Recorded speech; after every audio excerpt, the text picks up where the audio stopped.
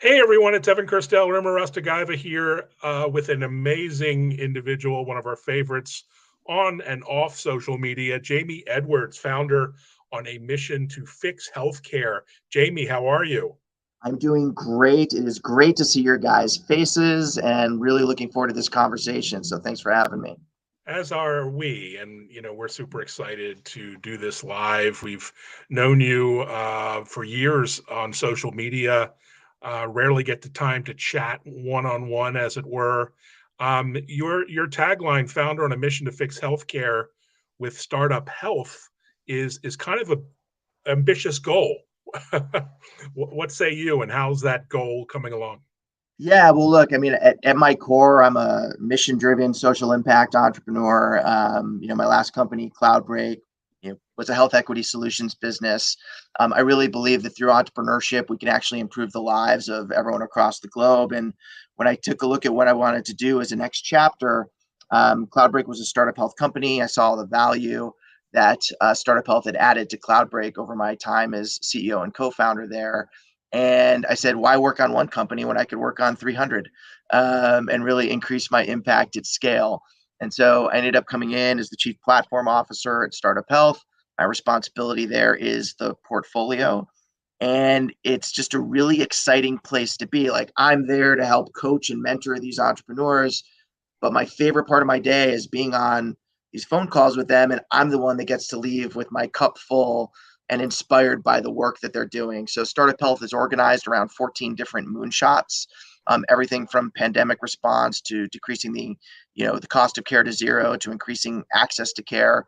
And we have some new moonshots that we're launching around health equity, which is near and dear to my heart, as well as Alzheimer's and diabetes. Startup Health's mission is to solve the world's greatest health challenges, and it's an awesome thing to be able to be a part of a mission like that.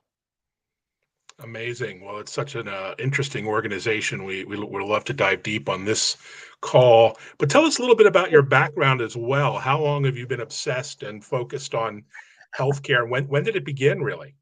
Yeah, so healthcare began with me in 2006. I grew up in a family of doctors, not my parents, but my sister is an OB, my brother-in-law is a urologist, my aunts and uncles on both sides, cardiologist, emergency room physicians. So I've kind of grown up in and around healthcare. You know, when you take a look at an entrepreneur's markets that you want to be involved in, you really want to be involved in areas that you can be passionate about, but more important, where you think you can have a big impact. And if you take a look at healthcare today, especially here in the United States, I think the large consensus is that it's broken and it can be fixed. There's a lot of things that we do really well, but I think there's a lot that we can do better. And so I got involved after an investment banking and private equity career to really build up my financing and capital raising skill set, because I knew I always wanted to be an entrepreneur, but I grew up in the time of Enron.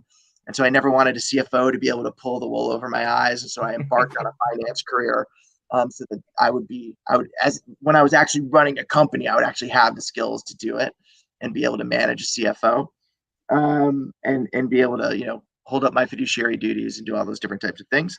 But then I had an uncle who was an emergency room doctor who had founded a group in Los Angeles, and he thought he could run an emergency department better than it was currently being managed at the group that he was working on. So he embarked on his own, and for 15 years had his own company. And I started to do some consulting for him during my time at Lehman Brothers, where I was in the communications and media group. And I was able to move out of his home office into a real office and be able to build one of the first physician productivity systems in the country, that was actually based on merit and taking better. It was really one of the first value-based care programs in the country, where we were compensating physicians for not what they did to patients, but what they did for patients, and ended up growing that group significantly. And then, haven't looked back, been in healthcare ever since. And when I left, after EMA, which was Emergent Medical Associates, the ER Hospitals and Anesthesia Group, we built that into one of the leading multi-specialty hospital-based groups in the country. Then went on to CloudBreak, which I co-founded with Andy Panos, and we created a prolific health equity solutions company focused on bringing language interpreters to the point of care for limited English proficient and deaf and hard of hearing patients. Built that to 2,000 plus hospitals across the country, to doing millions of minutes a month of consultation, and now, finally ending up at Startup Health. And there was a point in time where I was like, do I want to be in healthcare for the rest of my entrepreneurial career? It's so challenging and so regulatorily driven, and there are so many different factors at play that really impede its progress. But then I said, it'd be a real waste of my skill sets and all this investment of time I've made in the space. And if I really want to make an impact, healthcare is where it's at. So really proud to be a part of a vanguard of health transformers who are trying to push the industry forward. This is interesting, Jamey, and I can relate to what you say in so many levels. Myself, as an immigrant who first came to this country, was very limited language skills, very limited English, and the extended family that had no English to speak of, and having to be a patient advocate and help navigate the system. It would have been really great to have some of those technological solutions to help with interpretation, which is hard anywhere, but in medical field is even harder because there's some specific terms and really precise language that needs to be used. So kudos to you for having built that company and offering that solution. I also relate so much to what you said about having your cup full when you work with other entrepreneurs. So as a storytelling coach myself for TEDx speakers and entrepreneurs like yourself, it's actually incredible, right? So we're helping them to get their story out, but it's really feeding us because, it's so great to know how many passionate, skilled, incredible people are working on these solutions in healthcare. And as hard as it is to fix, the hope is that, if anybody can fix it, is these incredible entrepreneurs in this country or immigrants that come from other countries and then are here to help everyone. And of course, it would not be possible without incredible resources like the StartupHealth. So I'm curious about your particular journey as a health transformer with StartupHealth first with your own startup, and now in a few short years to be a CEO of the whole effort. Tell us more about that. Yeah. So when we were at Cloudbreak, I remember distinctly going to a JP Morgan healthcare conference and wondering where all the innovators were, because JP Morgan, the companies were larger. And, I had some friends who were involved in being able to go to the Startup Health Festival. And I was literally like on the outside looking in. And so while we were a later stage company, I approached the Startup Health team and I'm like, Cloudbreak absolutely wants to be a part of what you have built. Amazing community, amazing ecosystem, great media program. And I just saw what they could do to help us create value and make forward progress in our journey. And luckily we were accepted. And we really haven't looked back since then. I was able to be on stage at multiple Startup Health festivals, telling the Cloudbreak story. I mean, Irma, you focused on storytelling. And I think that's one of those things that as business people, we don't think about enough, right? You want to build a great company, build a great story that all of your stakeholders want to be a part of, something that is meaningful and bigger than any one person at the business. So Startup Health really helped me hone that skill set. And help me create a lot of value at Cloudbreak, not only through exposure through their media arm and the great stories that they wrote on Cloudbreak Health and the opportunity for me to be on stage as a thought leader, but more so even around just the connectivity of being a part of this community and all the energy that you got from it. And by the way, the focus on key things that entrepreneurs need to be successful: your mindset, the team that you've established. Are you a good storyteller? Like, all those different things are really a core part of Startup Health's DNA and a lot of what we help our companies to do. Yeah, it's amazing. And tell us, how is Startup Health differentiated from other kinds of venture or startup organizations that you see out there, the Techstars and there's so many boot camps and other organizations that help founders, but you guys have a unique approach. Tell us about it.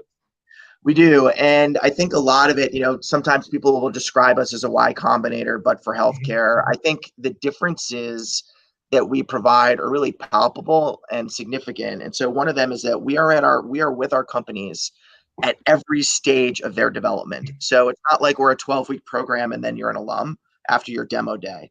At every stage of the company, Startup Health is by your side, assisting you with, raising capital, honing your story, helping amplify your story to this amazing community of investors and innovators and stakeholders. And it's more than just an academy. We do capital work in our businesses. We do invest in follow-ons of our companies. And I've never seen an organization, given the fact that we're so small in the capital stack, when you think about it, we're taking 3% of a company maybe. So when you take a look at where we sit in the capital stack, I can't think of an investor that provides as much value. And we've gotten this feedback from, the portfolio companies. No investor has provided as much value as you guys have in terms of helping us grow our business, scale our business, and become better entrepreneurs, right? That's really what this is about, is helping people achieve their moonshot missions. And the only way that we can do that is by being by their side every step of the way. So I think all those things are critical differentiation points between us and a Techstars, Y Combinator, and others. And by the way, there's a place in market for like all of these different incubators and accelerators. And I think what we're seeing is this focus on education, amplification, and really connectivity in the community is something that really separates us from others. So if there was an aspiring startup, you'd advise them to come to StartupHealth versus going on the Sharks on ABC, right? So yeah, we're kind of the opposite of Shark Tank. We're not there to get necessarily the best deal for StartupHealth, although that is obviously part of any investing model. Our goal is really to help the entrepreneur and assist them in their value creation journey, and anything that we can do along that path, whether it's us doing coaching and mentoring on a regular basis. We have a peer support network that we've set up within StartupHealth that we call Circles, which is modeled after YPO Forum, that meets on a monthly basis and really helps these entrepreneurs realize that they're not alone and that they have a trusted board of advisors of people who are going through exactly what they're going through in their business, family, and personal lives, so that they can figure out how to move forward constructively with any of the challenges that they face and realize that they're part of a team, even if they're sitting at the top of a company. Brilliant. Follow up, I wanted to ask, what are the criteria? So you mentioned the Cloudbreak Health, eventually got accepted. What are the criteria for becoming a part of StartupHealth family? And also, what happens when exits happen, or is there a particular strategy around exits? You said you were with companies from day one till, throughout their journey. Yeah, so the onboarding process at StartupHealth is led by Barry Krein and Lauren Schaefer, and they're both just immensely talented in terms of figuring out which companies are the right fit. And we have a whole evaluation process that we've got down to a science. We were able to move through it pretty quickly, but the evaluation process has to do with the entrepreneur. Do they have the right mindset? Are they, quote unquote, batteries included? Do they bring energy to others on their team? What's their leadership style? How committed, are they to the mission? In fact, we have a whole health transformer scorecard that we run them through. That's what I mean by having this down to a science, to evaluate whether or not they're a good fit for the platform. And then we have the same thing for the company. We have a company scorecard that the ventures team runs the companies through. And then we'll go through and do diligence and meet with the founders and figure out, how we can best be supportive in their journey. And the ones that meet the criteria, we accept onboard to the platform. They're with the platform for as long as they want to be. And we've had some companies on the platform for 7, 8, 10 years. And they just every step of the way continue to grow the business, utilize our resources to help them create value. And we have coaching sessions that we do through our office hours on a regular basis, and then ad hoc coaching that we do through something that we call moments of value creation or destruction, these moments in an entrepreneur's life where they're at a decision point. And a lot of times when you're building a company, you feel like you need to be a taker of terms, or you can't be as thoughtful about these decisions as you want. Well, we allow them to press pause, come and work with us, and think about really what the best decision at this inflection point for the business is. And again, I think that's something unique that we do. When it comes to exits, as companies, there's different types of exits. There's an IPO, there's merger and acquisitions. And either way, we have programs that either allow us to, cut ties and say, great work, you guys have maximized the use of the program, or stay in for that next chapter. In an IPO, we would still be holding stock, and therefore people could still use the platform, and we can help them promote their businesses, and help continue to navigate now the transition to being a public company. Or with an M&A deal, depending on the terms, there's a chance for those companies to either stay in or that entrepreneur to become an alumni. Brilliant. What an amazing approach. How would you describe the startup landscape in healthcare, as through the pandemic, pre-pandemic, pandemic period? We've seen this story of, the best of times in terms of helping patients navigate the pandemic and COVID. We've seen the kind of worst of times with the economic tilt down and valuations going down. How do you make sense of this crazy landscape we're in right now? Yeah, well, like we have BC and AD in terms of like the years that we kind of think about as human beings. Well, in terms of digital health, we have BC and AC, before COVID and after COVID. Before COVID, digital health was being broadly adopted. And I think pre-COVID, you would have found me to be super optimistic about all the startups that were coming out, all the work that was being done, and all the progress that was being made. COVID clearly accelerated that. And, I would say almost prematurely in some cases, right? Like we built up this huge curve of adoption, and adoption was the mother of kind of necessity as opposed to the mother of invention, right? No new technologies were really created during COVID, except for maybe the vaccines, that really pushed digital health forward. We were using tried and true technologies that were already out there: email, phone, video. There was no new like holographic telemedicine technology that came out that all of a sudden led to people being like, this was cool. It was the fact that we actually had a catalyst and a need for these services, and we had to learn how to operate in a different way fundamentally.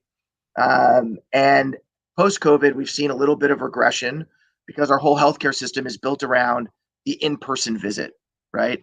And reimbursement regulations drive us towards those in-person visits. And if you were going to build a new healthcare system today from scratch, it would be digital first. And so I think what we're seeing is the realization of taking a look at models like of Kaiser Permanente or the VA, who own a patient end to end and do pre-COVID well north of 50% of their visits over telemedicine or over some sort of virtual function. We're seeing that same thing starting to take hold now and trying to drive it through into the community. And so I'm super bullish on the future of digital health. I think COVID also exposed what was the underbelly of the healthcare system and the fact that there was a ton of healthcare inequity. And so I think pre-COVID, even when I was at Cloudbreak, we were pounding the table on health equity, we kind of felt no one was listening. And now everybody's listening. And every major healthcare system across the country is like focused on health equity as one of their major pillars. And that to me is a huge amount of progress. Thanks for mentioning VA. I think people don't realize that VA, the Veterans Administration, is actually in the forefront of some innovations, specifically using telemedicine in regular visits and specifically for mental health. So, and being such a large system, it really was a fertile ground, I believe. Let me know if you agree, in terms of adopting this on a wide scale and actually seeing the benefits. And on mental health, specifically reducing stigma that has been associated for a long time with a condition, although things are improving in terms of destigmatizing it. I wanted to pivot a little bit, since we talked about your background kind of in the industry and how you came to be the entrepreneur that you are. It's not lost on me that on LinkedIn, for example, you lead with father, husband, innovator, entrepreneur. So tell us more about you as a person, about your family, about other things you might be passionate about outside of your day-to-day work. Yeah, look, I mean, I love living in California. I live in Santa Monica. My office is down in El Segundo. Some people have accused me of like being the mayor of, Santa Monica and LA. I always try and convince my friends to move out to the weather. I have a 12-year-old and 13-year-old. I'm super proud of them. They just celebrated their B'nai Mitzvah and did it together, and it was just super great to watch. And, my wife works in TV out here in Los Angeles as a TV producer. So we really get to kind of, dip our toe in the entertainment set without living in it full time, but still just live this great, crazy outdoor lifestyle here. We have 2 dogs, one 17-year-old Tibetan Terrier who was kind of kid number one. The kids kind of laugh at that when we say that, but he was really our first kid. And then we just got an Aussie Doodle during COVID as our COVID puppy. And, just really enjoy family life, enjoy golfing, skiing, tennis, being at the beach, volleyball, surfing. I hear a bit of surfing. Yeah. So tell us Yeah. about your surfing skills. Do they go up during the COVID period? I would like to tell you that they did. I am still super amateur when it comes to surfing, but I love being out on the water, and just love the lifestyle from a beach standpoint. And, there's something pure about being out there bobbing up and down in the ocean and being able to like actually ride a wave when I'm not falling off my board or it's hitting me in the head or something like that is happening. But I really love surf culture. A few years ago, probably 10 years ago, founded a business called Knoll Surfboards based off Greg Knoll, who was one of the first big wave surfers, to bring, that to, just a pioneer in the big wave surfing space. And got to work with Garrett McNamara of the 100-foot wave notoriety, on some projects with him. So it's always been a fun kind of side hustle of mine. And it's great. And talk about disconnecting. You can't be surfing and thinking about business at the same time. No, you cannot. You have to be focused on the water. Focus is great. But then when you come back, aren't you more energized and, have new ideas potentially because you've disconnected like that? Absolutely, Erin. I think it's an important thing. And it's one of the things we actually talk about at Startup Health is like healthy habits, right? Core part of our Health Transformer scorecard. You've got to be able to be well-rounded as an entrepreneur, a multi-sport athlete, if you will, because you might be doing one thing and get an idea out of that you can then apply in your business. And yeah, you have to take care of yourself so that you do feel re-energized and you don't feel burnt out. We already have a huge burnout problem in healthcare. Clinical teams in healthcare, 50% of them feel burnt out. And the number one symptom of that is treating a patient like an object instead of like a person. And no patient wants to be treated that way. Everyone has a unique story, going back to storytelling. And it's up to the healthcare system to embrace those unique stories and support them. Love that vision. So we're all getting back out in the world and traveling more. Where can folks meet you and maybe your team over the next weeks and months? Where can they get together with you? Yeah, well, we are really excited that the Startup Health Festival is happening at the HLTH conference at Health. It used to be with the JP Morgan Healthcare Conference. We've now moved it to what we consider to be the most prolific healthcare conference in the country in terms of the people who are there, in terms of gathering innovators and practitioners and the venture capital community and investors. So we're excited about that. Startup Health Festival, again, November 13th to 16th in Las Vegas. I'll also probably be at the American Heart Association Scientific Sessions, but happy to get conference season back in effect. I am an extrovert. That's not readily apparent. And I'm looking forward to being back with people again. I missed it during COVID. Yeah, the American Heart Association Sessions is, American Heart Association is one of our clients that we've been working with for a long time and love. And you're on the board of AHA. And I know Scientific Sessions is a really great gathering place, and we'll be covering the event on social media. So those that can't attend can follow along for some of the specifically health tech content that will be shared by the Center for Health Technology Innovation from the American Heart Association. So yeah, fantastic. And then on social or online, where can people find you, Jamey? You can absolutely find me on LinkedIn under Jamey Edwards, Jamey, and I'm very active on Twitter at Jamey Edwards hashtag there, and at that handle, as well as on Instagram. Oh, I have to check out your Instagram profile. I did not know you were there, so we shall see you there. Personal. If you want to get into the personal entrepreneur, that's where I share those pictures. That's where the well-roundedness comes in. That's right. Well, so great. So great catching up with you. Onwards and upwards, and can't wait to see you in person at one of these upcoming events. So take care. Thanks for sharing all your insights and thoughts, Jamey. Great to see you both. Yeah, thank you guys so much for the opportunity, and look forward to seeing you in person soon. Thank you. Fantastic.